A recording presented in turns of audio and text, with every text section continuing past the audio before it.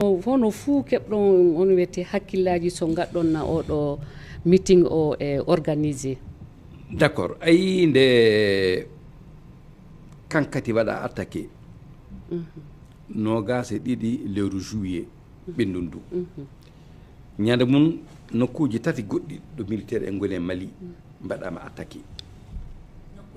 nokkuji tati goɗɗi corona hen eyyo corona hen miɗa andi sokolo ine hen e hedde nara en toon nokku goɗɗon toon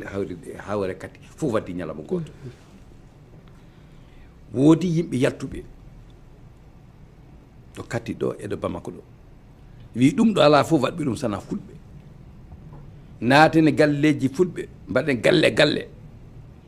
momtenɓe eyi min kulani kono min kowli miyo min kulani kono min kowli howlini min ko yimɓe ko saritiɓe neɗɗo wayno jooɗi so hono ɗi anniyaji bonɗi so jokkama joom galle wayno jooɗi ta yimɓe bonɓe naata e muɗum kalka ɗum kalka ɓesgu mum bonna galle mum mais jiito ɗum hono majjum waɗno Allah waɗini ko usti howlere amen nde e kulol amen ko yimɓe woɓɓe ummi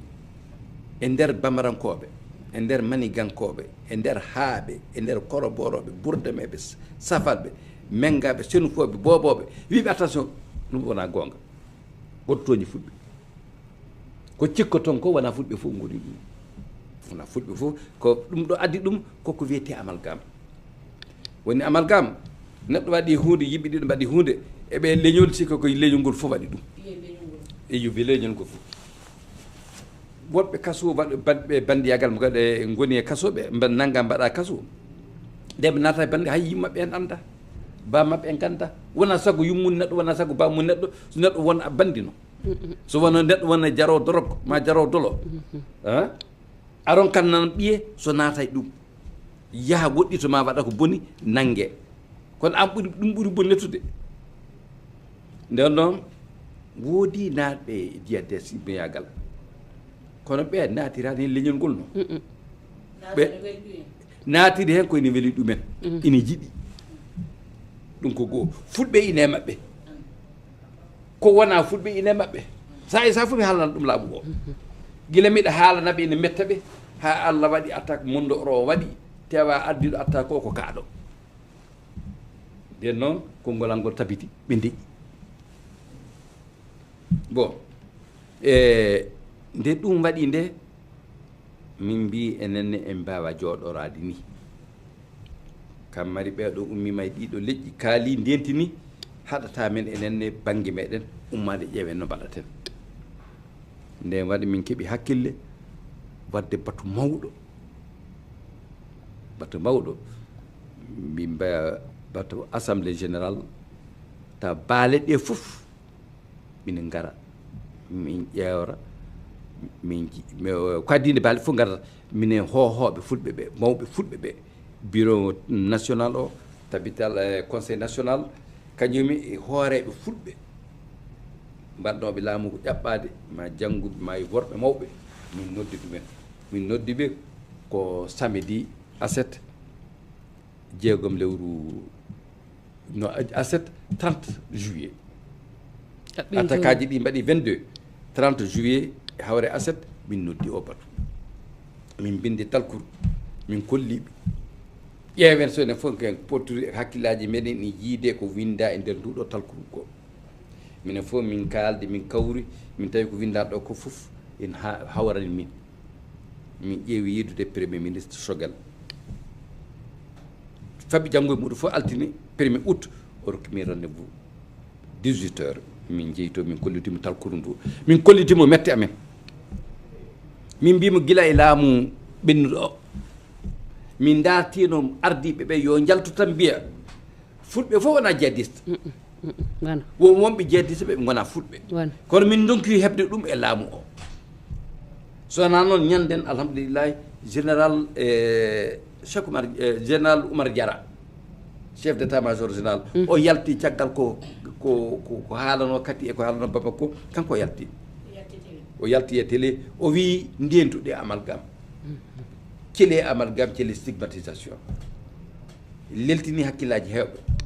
hono attete waɗino hono majjum nde rebel en jatno e kidal ɓurdameɓe puɗɗi toɓɓede e safalɓe omo yaha kanko omo attete omo yallah yurmo omo mission jeema o waɗi toon discours o wi celede woto jaɗe ɓurdame fof de woto jaɗe ko araɓe fof de ɓe fof ɓe gona rebel en seeɗa e maɓɓe woni rebel en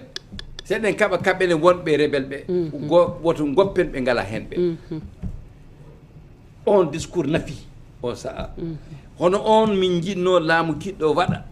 ɓe cali ha yetti joni ñande hen ɗum min jiɗno laamu o waɗa premier ministre Sogel haali e télé ko général Oumar Diallo haalno ko o refti hen min mbi joni kay min paadi ha mawɗo makko one nde Allah foddi fof kañumne par ce que haala wona welam tan ummima tan darima e télé haali sana occasion muɗum nono ara so ka keɓa haalde min mbi kankone nde Allah fodi saa muɗum yetti o heɓino haalde fof min ɗamini e min jiɗi e makko kankone huno makko rewa ɗon ko huno ko général o rewno hen ko huno ko premier ministre Sogel rewno hen ko nafi et surtout ko ɓeydi nafde ɗum ko bandiraɓe men bambarankoɓe manigankoɓe ha ɓe heddiɓe ɓe ko ummi mbi ɗum ngala e ɗum iyo mais min mbi ko wiyete fulfulde ko sakkade ɓuuri sodde sabara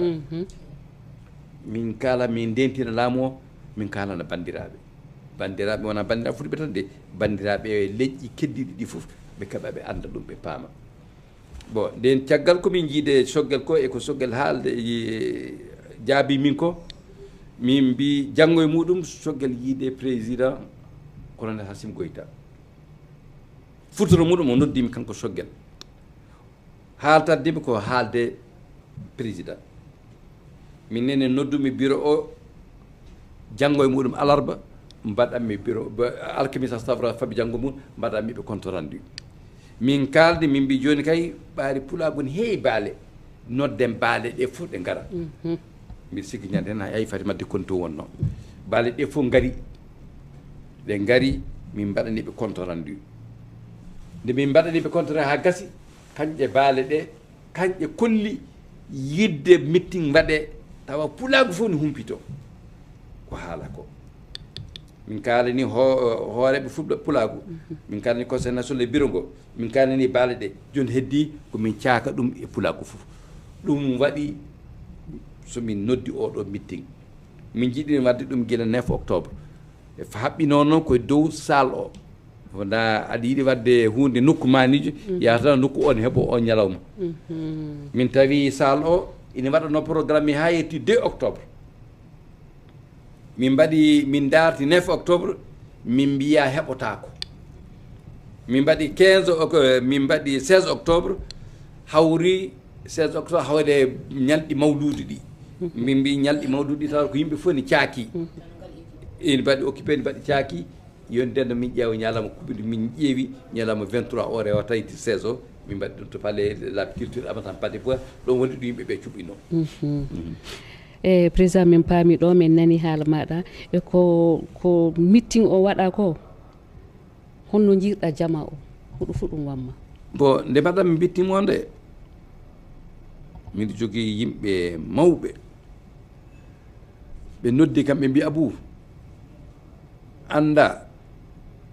jama e yimɓe galda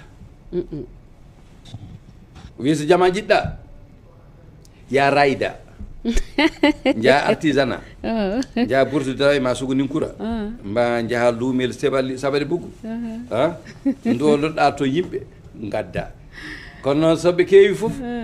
ka sa haali hunde ɗo kalɗa ɗo so baso ɓummi ɗon ɗon ɗo haɗata woto ƴeew jama ƴeew yimɓe ƴeew yimɓe ɗum waɗi min ƴeewi yimɓe e nder ko min ƴeewata yimɓe ko joni garatmi jaabade namdal ngal Fatimata namdino arande hono baale bandiraɓe meɗen ɓe namta mi waran hokkudemo haala jaati so en tiliki ɗo en Fatimata aɗa wawi landademo hono ko wi ko